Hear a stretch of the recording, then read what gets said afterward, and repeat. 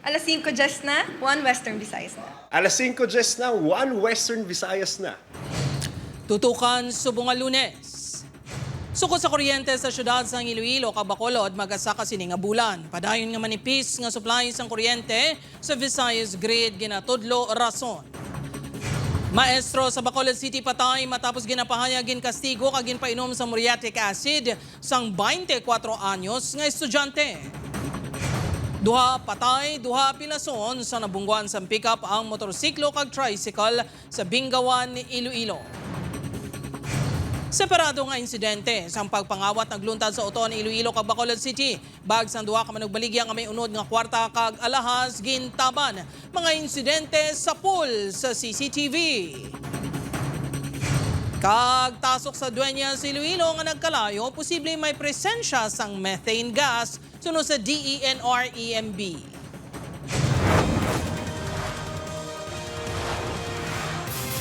Ini ang GMA Regional TV, 1 Western Visayas.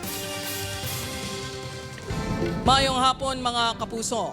Sa nagapanguna nga balita, 2 pesos per kilowatt hour ginalantaw nga igasaka sa sukod sa kuryente sa Iloilo City sini nga Hunyo. 2 pesos kag 40 sentimos igasaka man sa residential rate sa Bacolod City. Ini ang gintutukan ni Kim Salinas live sa Baldoza, La Paz, Iloilo City. Kim?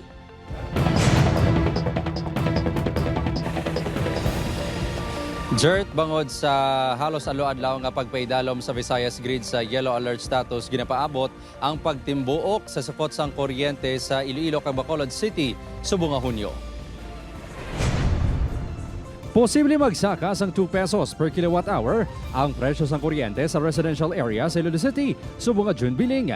Halin sa 11 pesos and 87 centavos per kilowatt hour, mahimo na ini 13 pesos and 87 centavos per kilowatt hour. Bisan ano kapanghanda, batsagan kuno sa gihapon sa konsumidor nga si Nanay Margie ang pagtimbok sang presyo. 2,460 pesos ang bill sa isang Mayo. Kag kung mapatuman ang pagsaka, mahimo na nga halos 2,900 pesos o kung masobra 400 pesos ang pagsaka. Dapat na nubo-nubo kay subong daw kapigado pangadaan bala sang kuan chimpo. Do nagsaraka nagintanan dugang sang sulod balay nga kinanglanong sir. Panugyan sa more power, magkinot sa paggamit sa kuryente agud maghagan-haga ng demand nga among nagapataas ang generation charge. Wala na gani kami gawa ga heater na ginuntat na namon, rice cooker naman untat man. Tayang ref hindi man naman mauntat. Samtang 1 peso per kilowatt hour ang ginalantaw pagsaka sa sukot sa kuryente sang Ileco 1 subong nga Hunyo. Patag sang kooperatiba, 2 pesos sinitani apang staggered lang ang ila pagpatuman. Nag-request ba kita sa staggered payment sa sa ERC, Energy Regulatory Commission, spread sa malawig mga binulan bala para hindi kita makadakuan. Ginakabig man sa pila ka konsumidor sa Bacolod City nga bad news ang saka sa sukot sang Negros Power subong nga Hunyo. Naglabot sa 2 pesos and 46 centavos per kilowatt hour ang saka. Rason niya ang sadto 11 pesos and 38 centavos per kilowatt hour. Mangin 13 pesos and 84 centavos per kilowatt hour na. Masobra 860 pesos nga dugang sa bill ang ginapahandaan sa sininga pamilya nga may bilyara na, may tiyangge pa. Mas mayo gid kung gamay-gamay kay pangbalon pa sang kabataan mo. Bisan tuod nga sa public school ng eskwela kinahanglan magyapon plate ang bata mo. Kag ang amo na bala ang 1,000 i-savings gid na naman para sa pangbayad sa mga bills. Amo na bala certi amo na kabudlay gid patakon ti. Nagtaas ang presyo ng kuryente sa wholesale electricity spot market. Rason niya kinahanglan man mapataas sang power distributor. We can see that it's a national problem. It's because not only Negros Power is affected by this insufficient capacity, but for the entire Visayas area. The highest cost of power is no power. Kabangdanan sa pagsaka sa power rate, among halos isa ka bulan nga manipis ang supply sa kuryente nga nagresulta sa halos adlaw-adlaw nga yellow alert status sa Visayas Grid. Ang share na pinapakal sa aton na ng WFM o ng merkado sa kuryente, nagsakagit siyang makadako. No? So from an average of around 450, sumaka siya sa mga 1090.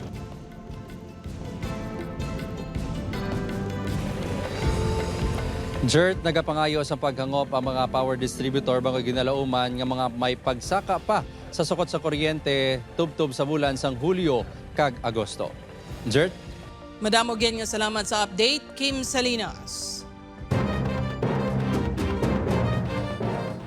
Para sa dugang ang mga balita sa Negros, kag panay makaupod ta si Adrian Prietos. Adrian? Yes, Jert, mga puso, madamo ginasalamat sa Bacolod City naman, maestro. Patay, matapos nga naligargin kastigo kag ginpainom sang muriatic acid sa isa ka 24 anyos sa estudyante. Sospek, nagtuyo pa nga magpalagyo apang naresto. Yaring balita nga itong gitutugan. Sa sininga video, makita ang tinulo sang dugo sa sulod sa isa ka balay sa Barangay Alhis, Bacolod City isang Biyernes ng gabi. Sa sulod sang kwarto, nasapuan nga patay na. Wala sang pangibabaw nga panapton kag may mga paso ang guya sang isa ka lalaki. Ang biktima, ginkilala kay Elias Boy, 38 anyos, isa ka maestro sa high school sa Bacolod City. Sa pagsaysay sa Chief Tanod, isa sa mga una nga nagresponde, naabtan pa nilang suspect sa sulod sang balay. Pagsulod, nakita iya ang isa ka tawo nga nagaguyod sa isa man ka tawo, nagahublas pa, nasunugid sa kag tido nag-ako man sa nga kinastigo ya anay antis siya gitpainom muriatic acid. Apang nagtuyo pa kuno nga magpalagyong suspect kag nagsaka pa sa atop. Sulod sa CR kay nagsaka sa sir sa babaw kisame, nagrinungkado lang atop. That time why rin siya siguro gawaan. Pagkadugay-dugay may nawasak naman nga nawasak ang kisame kay ti metal paring. 3 times na nagsaka sa atop para tadi malagyo. Sa ulihi, nadakpan sa kaprisan ng suspect. Antes ang krimen, nagpadulong sa lugar ang suspect ng isa ka college student para mag-utang sa biktima sunod sa kaprisan. Hindi siya nagakinanglan siya sang kwarta, no? Mahulam siya sa biktima. So isa na sa ginalantaw naton nga ang gulo nga nag-request ini siya sang kwarta sang habang inom sila. Na siya minor, sir. Adult na siya. Although bisan ng balon nga estudyante siya, adult na gid siya. So he could decide on his own. May panghuna-una man siya nga iya. He's 24. So kabalo na gid siya sang sala kag sang tsakto. Napasaka na sang reklamo nga murder ang suspect nga wala naghatag sa pahayag sa news scene.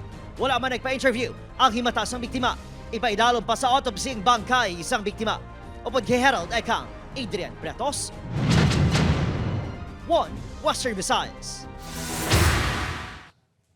So iban pa nga balita, motorsiklo kag tricycle gin hit and run sang pickup sa Bingawan, Iloilo.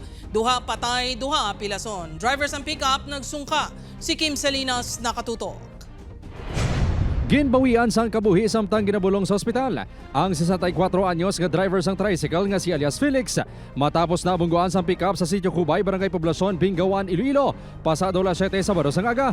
Padayon naman ginabulong sa ospital ang 65 anyos nga asawa sini nga si alias Bessie. Lunsay residente ang mga ini sang Barangay Lagdungan, Tapas, Capiz. Dead on arrival naman sa ospital ang 17 anyos nga babae nga si alias Joyjoy nga rider sa motorsiklo nga gindala saman sang nasambit nga pickup. Samtang nakagwa na sa ospital ang angkas rin matapos nakaagom sang pilas. Sa investigasyon sang Bingawan Police, pakadto sa kalinog ang pickup nga ginamaneho ni alias Robert, 55 anyos. Sang nakalabot ini sa korbadahon nga dalan sa Sitio Cubay, Barangay Poblacion, wala niya makontrol ang salakyan kag nagsaylo sa pihak nga lane kag nabungguan ang tricycle kag motor. Nangangaw ka linya kay madasing ang dalagan na sa likod. So pagkabungguan siya automatic ang tricycle hulog ay sa kilid. Nasagi ka ang single na motor. Tigaylo nga magdulog, nagdiretso pang driver sa pickup. Nakuhaan pa sa CCTV video ang pagpalagyo sini. Sa diin, makitaan ang pagyod-yod sang ginbungguan nga motorsiklo. Na-recover sang kapulisan ang pickup sini sa Barangay Inamyungan sa Mungabangno. Sang ulihi, nagsuga man ang driver sa punong barangay sa Barangay Kinarapan sa Bingawan. Pinalbaan ako mula na ang hambal na kanamon tapos wala na siya dahil naging hambal. Ang iyan na lang ihambal, saktan niya na lang sa korte kung may magreklamo kung parte siya. Ginahulat ang desisyon sang pamilya sa pagpasaka sa mga reklamo nga reckless imprudence resulting in multiple homicide, physical injury, and damage to property. Upod Kirmel Porquia, Kim Salinas. 1 Western Visayas. Bags ang vendors sa Oton Public Market, ginkawat! Manugbaligyan naman sa isda, ginkawatan man sa isa ka merkado sa siyudad ng Bacolod. Mga insidente lunsay na huli ka, nakatutok kay Lynn Pedreso. Samtang pasako si Annabel kag iya duha ka tinawo sa stall sa Oton Public Market sa Oton, Iloilo, Biyernes, nagsampot ang duha ka lalaki kag isa ka babayi. Kagdungan nga nagtransaksyon sa ila. Aminado si Annabel nga nakuha sang 3 ang ila tensyon. Lipod sa iya ihibalo. May lalaki nga nagasuksok sang blue nga t-shirt kag kalo ang nagsulod sa likod sa iya stall kag inkuha ang iya bag. Sa isa ka anggulo sa CCTV camera, makita nga dungan man nga nagbiya ang tatlo sa naghalina ang kawatan. Sadto pa lang natukiba ni Annabel nga wala na ang iya bag. Unod kuno siniya masobra 100,000 pesos nga cash. Kag alahas Amo to pag balikid ko nga saraduan na tanang zipper kang bago nga ginsudlan kang kuha nga binta ko. Among wayron. Duda ni Annabel, magkahimbon ang apat. Samtang nag-istorya kuno sa ila ang tatlo, natalupangdan siniya ang isa sa ila nga kasubong nagasenyas ang insidente. Ang ginaimbestigaran na sa Uton Police. Pina-build up nato nina, pero ay dako ginang posibilidad nga upod nila, no? Inang mga nagabakal kung sa diin na ang ilang style is ginalingaw nila ang tendera. Sa Burgos Public Market sa Bacolod City, makita sa sininga CCTV footage ang lalaki nga nakaitom nga nagatindog sa fish section. Kasubong nga nagatransaksyon man ang lalaki sa pila ka manubaligya sa isda. Apang sunod sa pila ka mga manubaligya, ang lalaki sa video amo ang suspect nga nagkuha sang bag sa 53 anyos nga manubaligya nga si Mary Jean. Bali, ginadistract sa sang tatlo ka individuals. No, ginadistract sa parang ang iyang attention dito maka-focus tapos mo na to dayon pagwa sang iyang mga items be mga 90,000 pesos nga cash ang unod sang bag sa biktima. Ang mga upod nga iban, nagbakal man din sa iyaw, sa bana, sa lalaki, oo, sa lalaki. Tapos yung paputos, siya lang ang paputos. Tapos karon lang, gamoy na, muna sila. Wala na naghatag sang pahayag sa news team ang biktima. Mabuligay na lang kami sa nga makalikaw kami sa mga kawatan. Nga isipte ang amon nga mga bag. Upod kay Reynald Castillo, Aileen Pedreso, One Western Visayas. Iloilo City Hall kag Iloilo Provincial Capital nakabaton sa bomb threat kahapon. Seguridad sa duha ka government buildings mas ginpahugot. Si Zen Kilantang sa SAL nakatutok. Nagpatigayon sang paniling ang mga katapos ng Iloilo City EOD K9 unit sa sulod kag sagwa sang Iloilo Provincial Capital kahapon. Kasunod ini sang bomb threat nga ginpost ng isa ka netizen. Sa Facebook post nakabutang nga may gintanom nga bomba sa Iloilo Provincial Capital kag Iloilo City Hall, rason nga nangin alerto ang kapulisan. Abang sang ulihi, wala sang may nakita nga eksplosibo ang EOD team sa sulod sang building matapos nga gin-search sang K9. While the capital is in the city, ang amon dili nga operations ang amon security is closely coordinated with the IPPO. So fortunately the result of the paneling of the K9 dogs turned out negative. Sa Facebook meron tayong digital footprints na maiiwan. So yun, ginagawa na yung procedure ng ICPO. Bangod sa insidente, mas ginpahugtan pa ang seguridad sa Kapitolyo Provincial. Nangaton nga entrance exit, again limit naton na anay, ang duwa ka gate, ka door, amo lang naton gina-open nga entrance exit. And ang both sides exit only. Isa-isa man nga ginachekyara ang mga bag kagamit sa mga empleyado kag nagatransaksyon. Okay lang para secure man kung magsulod katigyan mga tao eh. Sa Iloilo City Hall, business as usual naman subong nga adlaw matapos makumpirmar nga negatibo ang pamahog. Na-identify na ang persona nga namahog. Ginmando naman sang PRO6 sa ICPO Cagraco nga dapat sampulan ini agud hindi na masulit pa ang insidente. This has to stop. We will give an example dun sa mga individual na gumagawa nito. Hindi ito dahayaan na Police Regional Office 6. Kakasuhan namin ang dapat kasuhan at ipakukulungan namin. Sa idalom sang Presidential Decree 1727, mahimo nga magpangatubang sang 5 ka tuig nga pagkapreso kag magamulta ang isa ka persona nga nagahimo sang bomb threat. Dugang pa diri ang penalidad sa idalom sang RA 10175 ukon Cybercrime Prevention Act of 2012. Upod kay Cirilo Randuque, Zen Kilantang, Sasa, One Western Visayas. Mga kapuso, nagpatigayon sa second collection ng mga parokya sa idalom sa Archdiocese of Haro sa mga misa kahapon June 14 para ibulig sa mga nahalitan sa magnitude 7.8 nga linog sa Mindanao. Ini ang base sa circular letter nga ginpagwa ni Haro Archbishop Midifil Billones. Ginpahayag man diri ang padayon nga pagpangamuyo sang simbahan sa mga pumuluyo nga ang mga himata ang napatay kag nasamaran subong man sa mga nagabulig sa rescue kag relief effort. Ang collection ang igaremit sa mga parokya sa Euconomos Office ng Archdiocese sa Miyerkules, Hunyo 17. Ang tikang sa Archdiocese of Haro ang pagpakigbuylog sa panawagan sa Catholic Bishops Conference of the Philippines.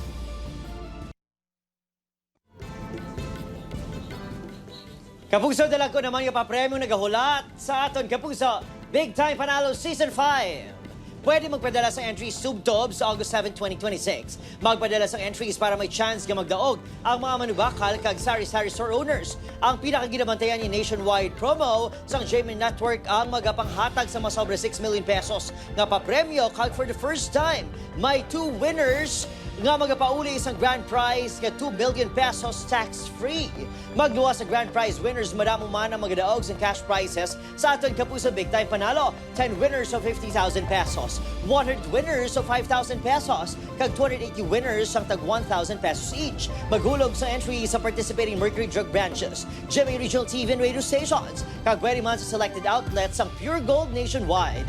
Maghalo sa fake news, fake FB accounts, ubod scam text. Tutok lang sa GMA kung magbisita sa official Facebook page, www.facebook.com/GMApromos kag microsite promos.com, gmanetwork.com/GMApromos para sa aton complete mechanics and official announcements. Bantayan. Tasok sa Dueñas, Iloilo nga nagkalayo posible may presensya sang methane gas sunod sa DENR-EMB sa pagbalik sang One Western Visayas. Ini ang GMA Regional TV, One Western Visayas. Mga kapuso, tasok sa Dueñas, Iloilo nagkalayo. Tasok, posible may presensya sang methane gas sunod sa EMB. Ini ang gintutukan ni Kim Salinas. Makita sa video ang pag-ibwal sang kalayo sa sininga talamnan. Ang video ang kuha sa Barangay Fundacion, Dueñas, Iloilo sang Biyernes sa gabi, sunod sa caretaker sang duta. Duwa na kasimana nga ginaobra ang 150 katapak nga kadalumon nga tasok. Hunyo 11 Webes, sang testing ana kon magtubod ang tubig. May upod ang mga nag-obra nga nagaparigarilyo, kag nakibot sila nga may kalayo. Ang ginsindutan nila ang tasok sang Biyernes, dito na nag-ibwal ang dako nga kalayo. Wala man kuno sang mapanimauan niya gas ang mga residente. Kung pasiyo pa na mo, sir, ang sa dalom katasok do may panag-uubla sir. Gugahunit ang sa dalom katasok. Kita man akong mga bakaw nga ang habon blaw. Bukal amo na makita namo sa dalom katasok. Ginpadulungan sang Bureau of Fire Protection sang Dueñas ang lugar kag ginkordon ang area. Ay ang ba kami nga kung pwede, hindi lang kami magpalapit to sa area. Kaya si Asmactos man sir, basi wala kong matipanta na karoto kay Banla.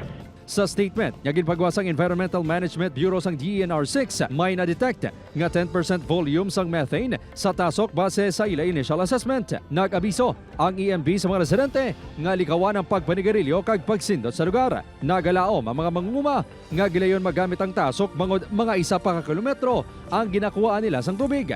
Apang sunod sa EMB, kinahanglan pa sang dugang nga technical evaluation sa tasok kag mahibuluan ang posible halid sa tao kag palibot. Upod Caramel Porquia, Kim Salinas. One Western Visayas.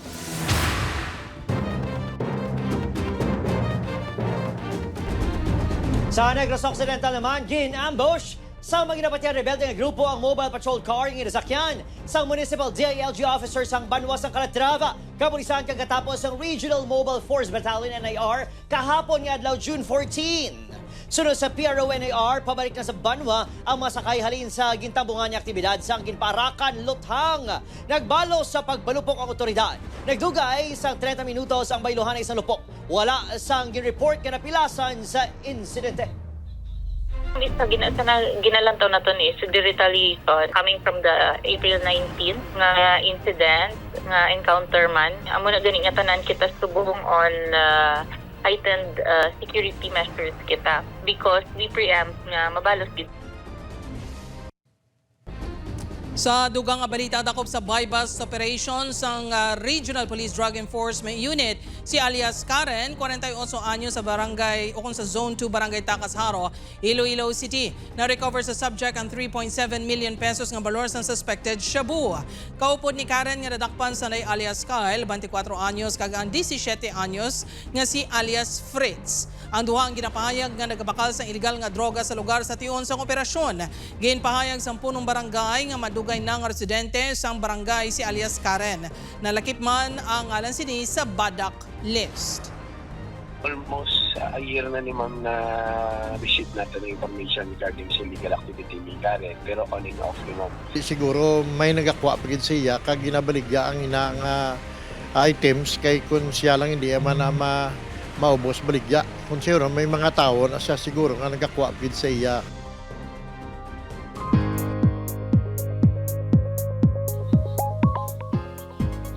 Mga puso, wala naman sa bagyo kung malaing nga tiyempo, pero magaulan sa pinakabahin sang pungsod. Sa subong nagapabilin nga mahina ang epekto sa southwest monsoon ukon habagat. Apektado naman sa easterlies ang nasidlangan nga bahin sa Visayas kag Mindanao. Ang mga lugar nga wala nalabot, posible man maka-eksperyensya sang pag-ulan bangod sa localized thunderstorms ilabi na sa hapon ukon gabi. Sa datos ng Metro Weather, maulanon sa dakong bahin sa Western Visayas. May baskog nga ulan sa Capiz, Antique kag Iloilo gani ang manginhanda sa posible baha ukon landslide. Mga kapuso, asod-asod nga linog ang naeksperyensyahan sa Aninii, Antique, humaling kagabi, tubtob kaina sang aga. Sunod sa PHIVOLCS, una nga na-record ang magnitude 4.2 nga linog alas 9:06 ang gabi. Ini ang ginsundan sa magnitude 4.7 alas 11:34. Kag nagsunod-sunod na tubtob alas 7:46 kaina sang aga kung sa din na-record ang magnitude 3.5. Naglabot sa 15 ka insidente sang pagtayo og na-record sang PHIVOLCS. Naglambot sa instrumental intensity 3 ang nabatyagaan nga pagtayog sa pila ka lugar sa probinsya sang Antique, Iloilo, Guimaras kag Negros Occidental. Wala naman sang gin-report nga kahalitan bangod sang insidente. Ini ang GMA Regional TV, One Western Visayas. Balantayin mga kapuso, masobra na 10 ka beses nga nagbugas ang abo ang Bulkan Canlaon sa Negros Island kahapon June 14. Base sa datos ng PHIVOLCS, ang kadugayon sang ash emission na naglawig sang 4 to 121 minutes. Naglabot naman sa 300 metro sa katason sang ginbugas sining aso. Sang Sabado, 4 man ka beses nga nagbuga sang abo ang bulkan. Ining naglawig naman sang 7 tubtob 76 minutos. Sa 600 metro sang katason sang aso, nga ginbugas sini. Sa bungad adlaw liwat nga nagabisang PHIVOLCS ang ash emission sa bulkan. Sa biyak sini, wala man sang ginreport nga ash fall. Apang padayon ang panugyan sa mga residente malapit sa bulkan nga magpabilin nga alerto. Ang Bulkan Canlaon ay kapabilin sa Alert Level 2 kag ginadumilian ang pagsulod sa 4-kilometer PDZ o Permanent Danger Zone sini. Maging vigilant lang kita kag likaw lang sa Permanent Danger Zone nga gina-advise ang PHIVOLCS subong.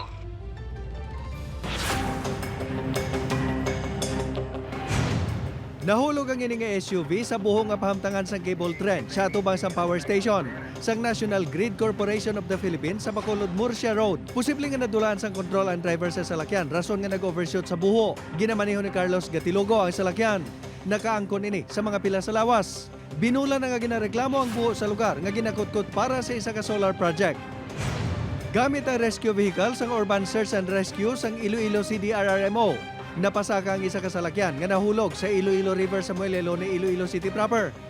Ang salakyan ang ginapahayag ginadala sa 77 anyos nga lalaki nga nahingagaw man rescue sa pila ka individual nga natabuan sa lugar sa tion sang aksidente. Yara man ini sa maayong nga kondisyon. Ginapahayag nga nagikan ini sa Parola Wharf kag padulong sa direksyon sang Freedom Grandstand sa city proper. Apang ginapahayag man nga nagdulog pa ini antes na desgrasya. Ginapatihan nga may human error nga nagluntad sa aksidente.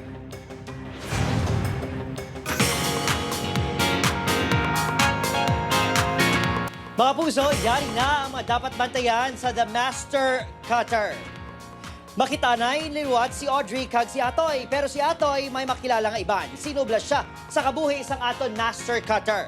Bantayan inakaroon sa GMA Prime 8 p.m. pagkatapos ng 24 oras. Samtang, ang hacking skills ni Hex. Paano bala makabulig sa misyon sa Task Force Firewall? Sino panibagong karakter nga mabulig sa grupo? Bantayan ina sa Task Force Firewall karon 8:50 p.m. sa aton GMA Prime. Kagina ang mga pinakadalagko kag pinakauling nga balita sa Western Visayas kag Negros Occidental. Madamo nga salamat mga kapuso, pati na mga kapuso nato na abroad. Ako si Jerth Rode, Charlatan. Kami ang GMA Regional TV 1 Western Visayas. Wala sang ginadampigan, wala sang ginaprotektahan. Halin sadto tubtub subong, matutod nga serbisyo gidla.